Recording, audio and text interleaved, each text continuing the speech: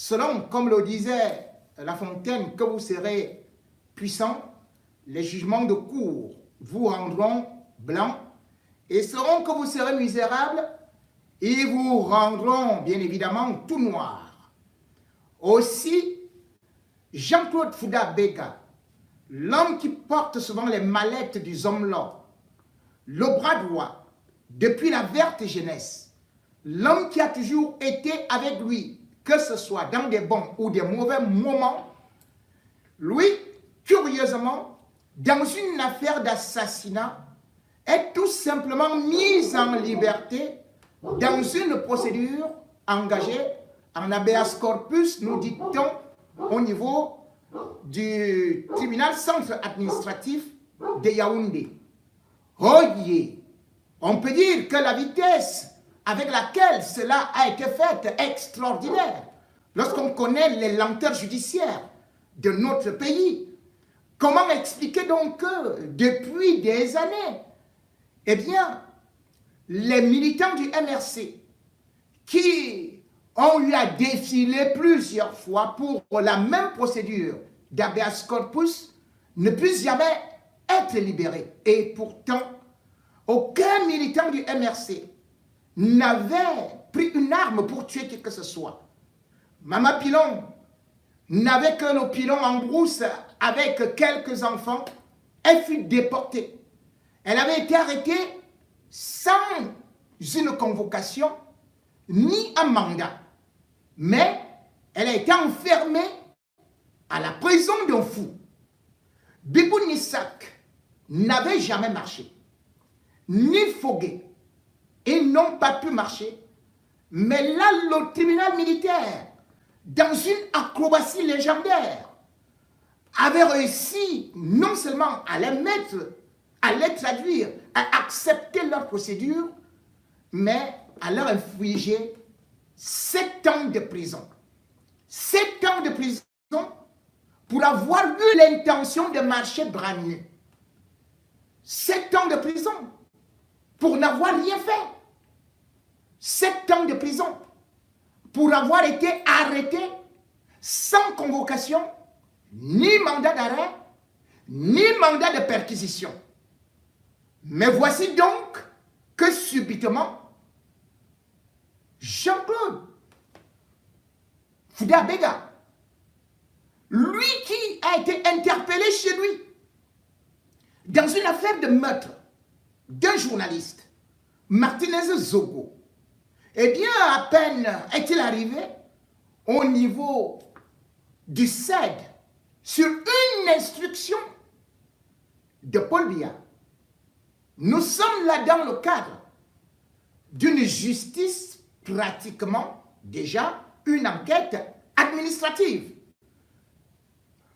Et cette enquête administrative aboutit au recours à la justice militaire.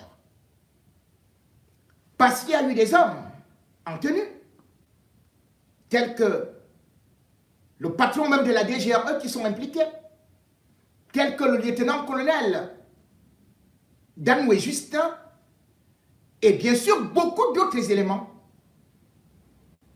en tenue qui ont eu à agir. Ce qui signifie que selon les lois de la République, c'est le tribunal militaire qui est uniquement compétent. Du moins, si on s'en tient à la loi numéro 12/2017 du 12 juillet 2017 portant sur la justice militaire. Comment donc comprendre que cette justice militaire est sur un dossier? Parce que conformément à l'article 8, eh bien c'est cette justice militaire qui a été saisie. Et d'ailleurs, lorsqu'on essaie de regarder le parcours et tout ce qui a eu à fonctionner, eh bien la procédure a été respectée. Puisque justement, l'article 12, alinéa B, dit que les magistrats ou bien la justice militaire les officiers qui ont été requis peuvent non seulement procéder à des perquisitions, mais aussi à des arrestations si jamais elles sont convaincues que la personne ou la maison a perquisitionné, on cherche à effacer des traces. C'est dans cette optique que justement Jean-Claude Fouda Bega a été arrêté. Il est donc là, il est non seulement entre les mains des gendarmes du Seine et aussi de la police, où une première audition a déjà été faite. Et subitement, les avocats de Jean-Pierre Amougou Bellinga vont plutôt saisir un tribunal civil. Pendant qu'on est en train de partir avec les autres au niveau du tribunal militaire, on nous dit que non, Fouda Bega ne peut pas partir parce qu'il y a une procédure d'habeas corpus qui doit se tenir le jeudi. Ah tiens, extraordinaire, le Cameroun qui a refusé souvent de traduire les civils au niveau de la justice civile, décide maintenant de traduire quelqu'un qui est impliqué dans un crime, dans un tribunal civil, alors que l'enquête se passe au sein et que le commissaire du gouvernement est déjà saisi. Comment comprendre cela? Comment va-t-on expliquer ça aux étudiants de droit? Comment va-t-on expliquer ça au peuple camerounais? Que les militants des armées du MRC sont en prison et Jean-Claude Fouda Bega, le bras droit de quelqu'un qui aujourd'hui est le suspect numéro 1, qui mange avec lui, qui dort avec lui, n'est au courant de rien, n'est soupçonné de rien, et c'est plutôt la justice civile qui est en train d'aller le libérer. Comment expliquer ça?